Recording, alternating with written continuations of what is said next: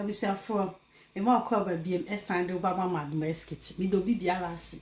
a wo hye no give comments no subscribe enne ye ba be hia apraprawonsa eye ewo ye fie mu atemse Ghana eni ntimi nyoma ni simple na benkwan ni abenkwan de obia ni meye memire gum me sesawa me mommone me kobi ni nyina gugum eni ntie ni ena memire nsusu ye wi ebeche ho ne de agu ho na ama ne nso ane nsusu de aka ne ye wi ebeche agu ho ena me oil nie ena maburo nie aburo no Italy fu aburo no nti me ba abeche because ha ye nya nchiwe ne akwa nti me ba abeche na ye brown ti brown ni wi a ye nkwan nsusu aye ready atimase na chese ye de abobo ya no so ne ahwese de sikoyi ti we me ba abeche na ye brown ti se nchiwe no Abusiafo say na bro ni tie okọ shop a nketwa wo ho no wo betumi atoketwa so wo mpani kese say ya say ya na tie eye from Italy menim krobia so wo mo de nti sa na tie nti uto ane wa beche nti ne chie na ni aka say brown ba say de be ya ye nhye na wunu sa kwan so ne sija so na ye ku batimase na wunu said ya enshi baby na it say enchi ya achi wa Ghana ya mo no pepe ade ayo apraprawonsa so timin kwani ni me saka classic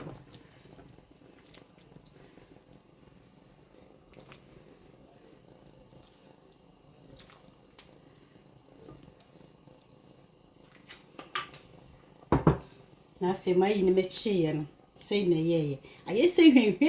nyam wahu ntimi di begum ne yaka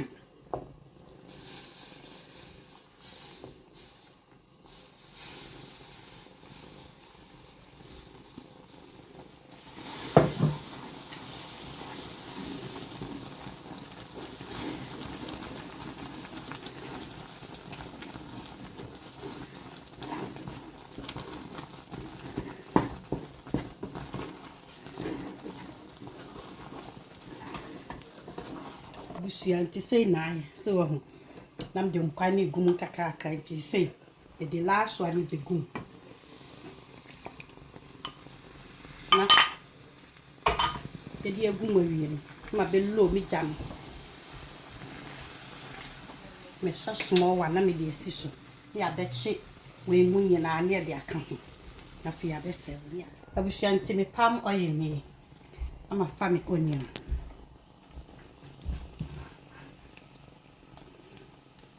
because nkwan no mako wo munti me fa mako ngu we mu opeso abetim di mako agu if you want me kobi meal me di atum na amani flavor so wa what must say afi ya chene kakra bi ane de amani so an abadu gum ni rembo na me de nsa wo ma de me no achi kakra de nsa wo gu na so ko ba fa ginger powder the cumin the all peppers with rosemary black pepper and bay leaves and so na ma mix it together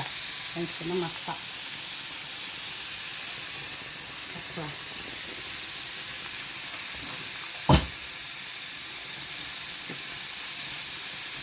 the mushrooms ni na chese me the oil and the salt a fry kakra na me de so agum yayo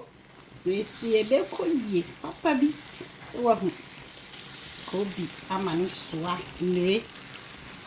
abusiafo hwe apraprawonsa na ye ready